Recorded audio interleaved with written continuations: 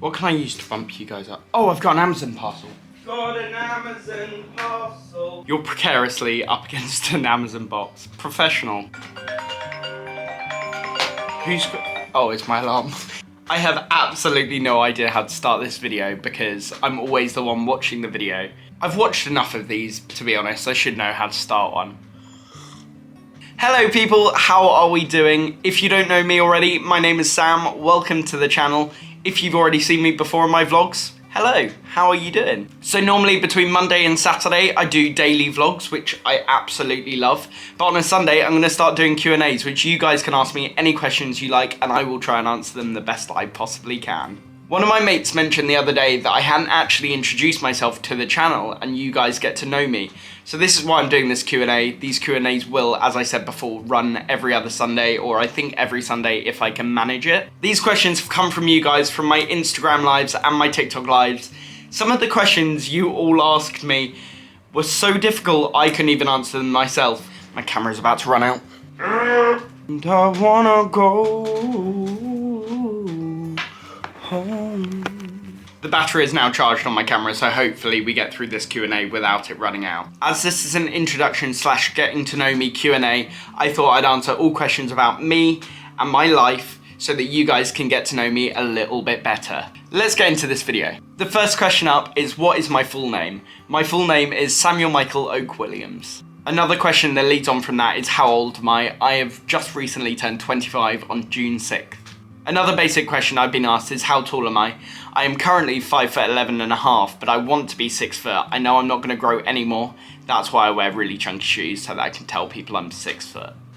Why do I do that? Question number 4 is, what schools did I go to? So as my primary, I went to the Hawthorne School in Bletchingley. I was there until I was 13. I did my common entrance, failed them all. I then moved on to Ardingly College in West Sussex, where I did my GCSEs.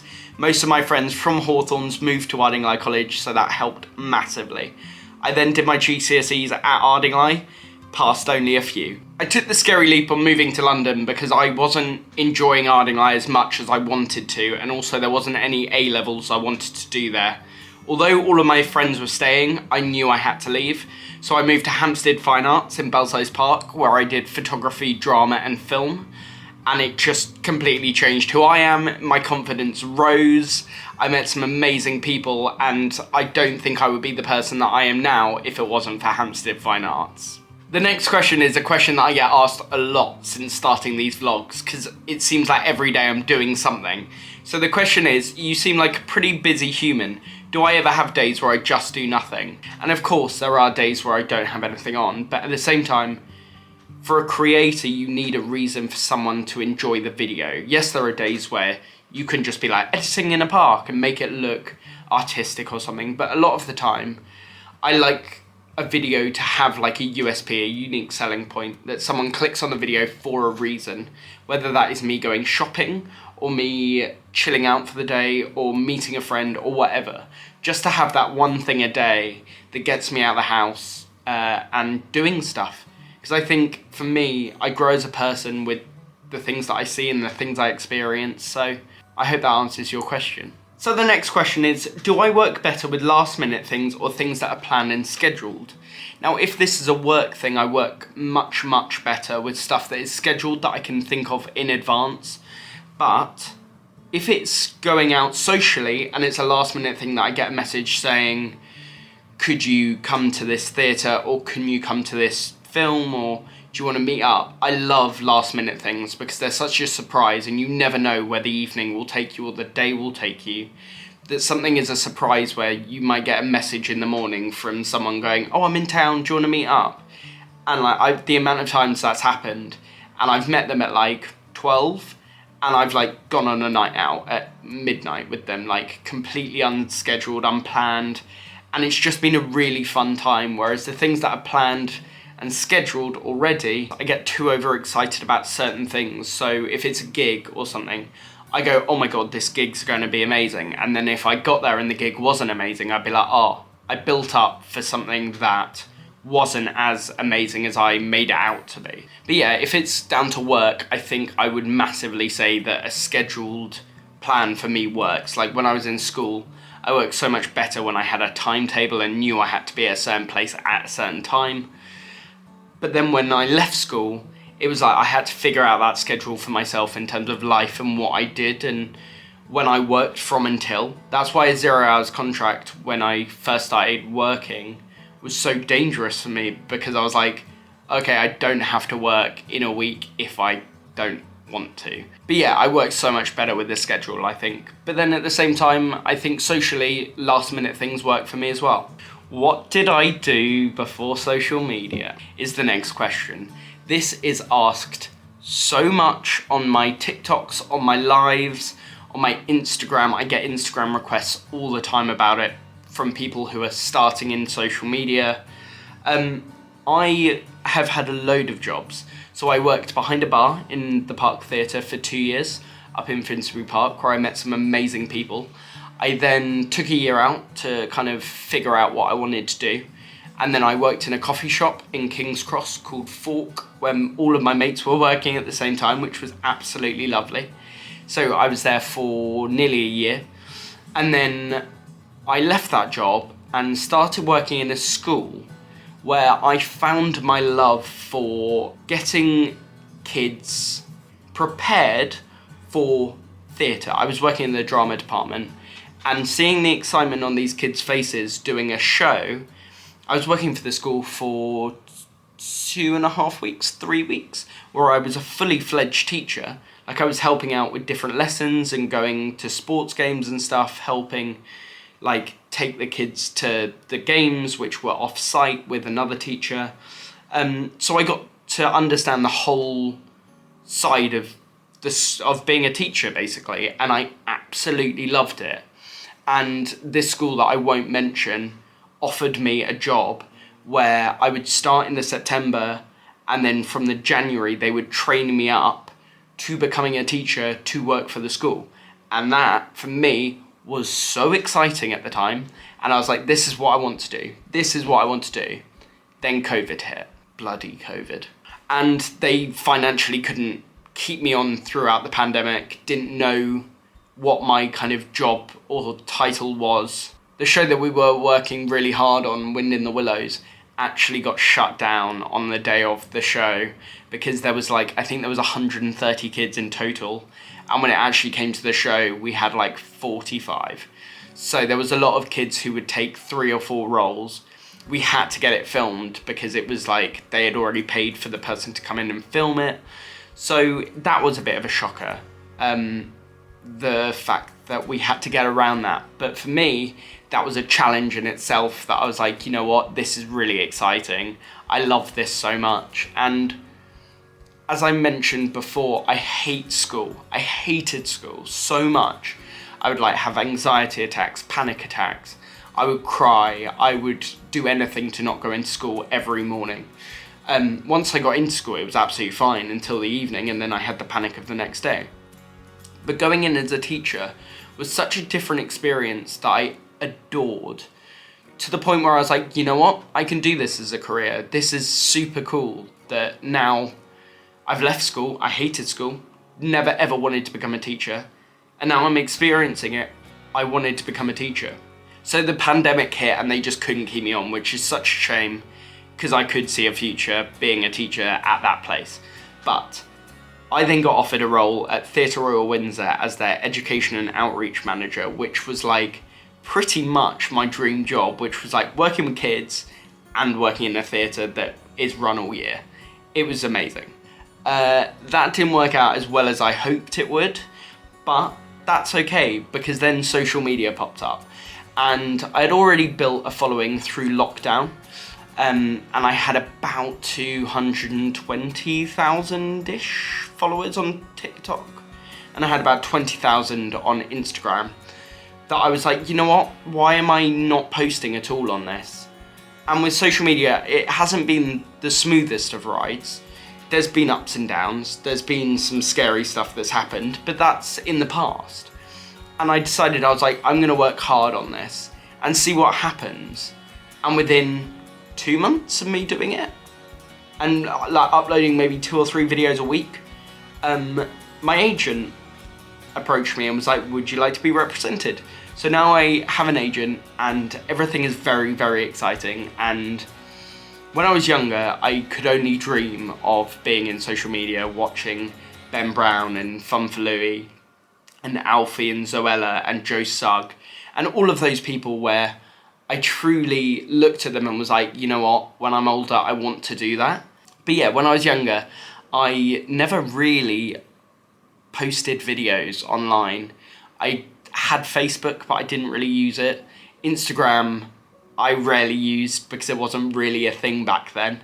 And then YouTube was like the big thing coming up. So it was like KSI was the big thing, Deji, the Sidemen were like starting out, which was super cool.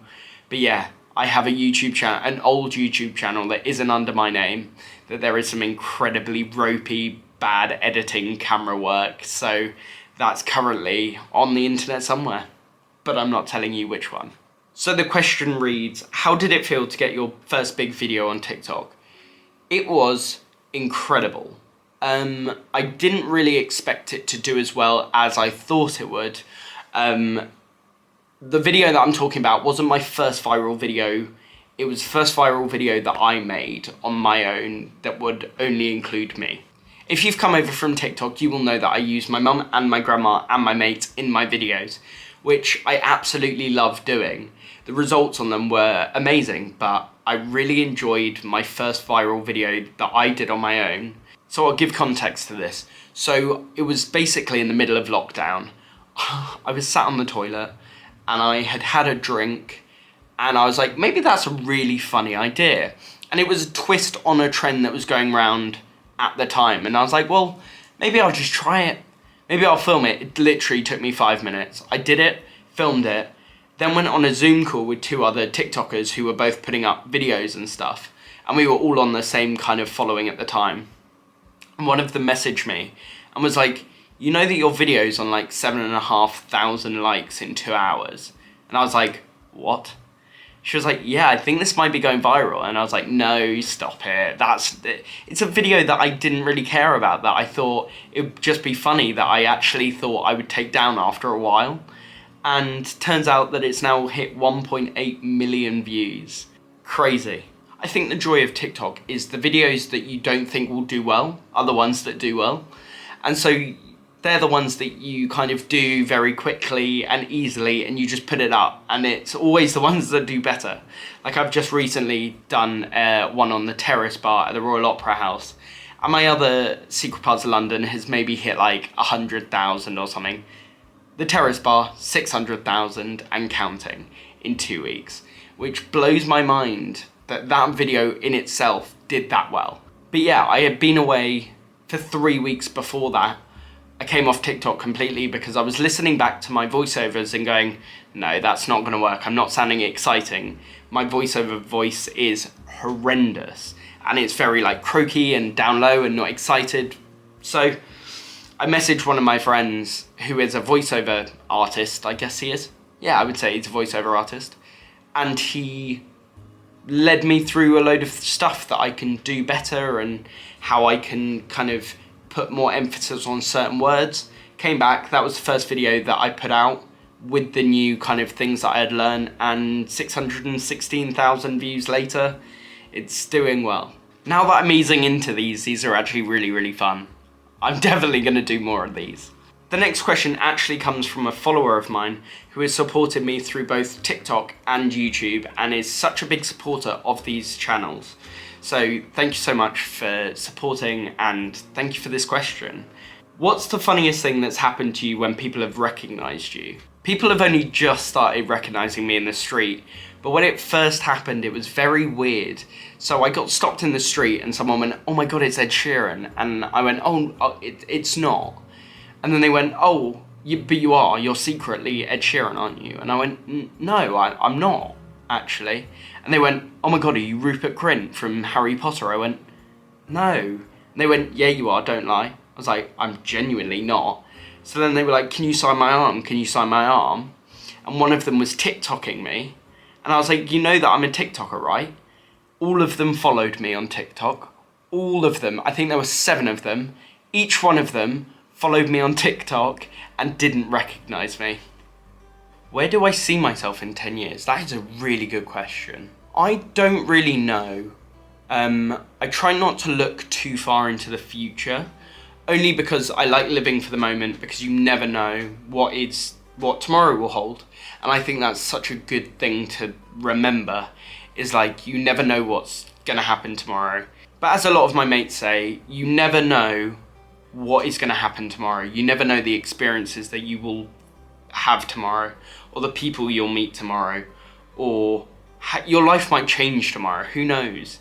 So I don't really like thinking that far ahead. So I got a tattoo, which is a plus sign, yes, because of Ed Sheeran, but also because of looking for the positives in life, because I was very negative through a lot of stuff, and I was always a pessimist, not an optimist. And I wish that in those times I had had the tattoo to look at and go, yeah, I can look for the positives today. And single-handedly, every morning I wake up and name 5 things that are going to be positives, whether that's meeting friends or the weather or just your mental health or whatever. I always start my morning with 5 positives for the day. So the next question is, what is my Nando's order? It is a double chicken medium wrap with peri fries and corn on the cob, and then I lather it in medium spice hot sauce. Oh, I know that too well. Will I travel around the UK with my vlogs? Fingers crossed. I'm really hoping that I can travel the world with my vlogs, because it's so easy to travel. So fingers crossed. Please, if you are a travel company, please get in touch, because I'd love to see the world through these vlogs, and these Q&As would be awesome. So I'm having to film this outro slightly later than expected, as my camera died again for the 3rd time during this video. But the moral to this story is, don't go out daily vlogging all day, come home, realise that you want to do a Q&A on 2 bars of battery, because it's not going to work. But thank you all so much for these questions. They made me think so hard, especially what am I going to be doing in 10 years? That's a question I haven't really asked myself, and the way that I answered it kind of shocked me as well. So I learned a lot about myself as well, which was amazing. But if you want to be involved in my next video, please send all questions to my Instagram. You can send it via direct message, or you can put it on one of my posts. I don't mind at all. I can add it to a list and we will get them all answered, I promise. But thank you so much for the support on this channel, because the response has been incredible. I've only been doing it for a few weeks and I've absolutely loved every second of it, and growing this platform is so important for me. So thank you all for being a part of this journey, and I can only tell you now, this is the start of something very exciting. But thank you for watching this video, and I'll see you later.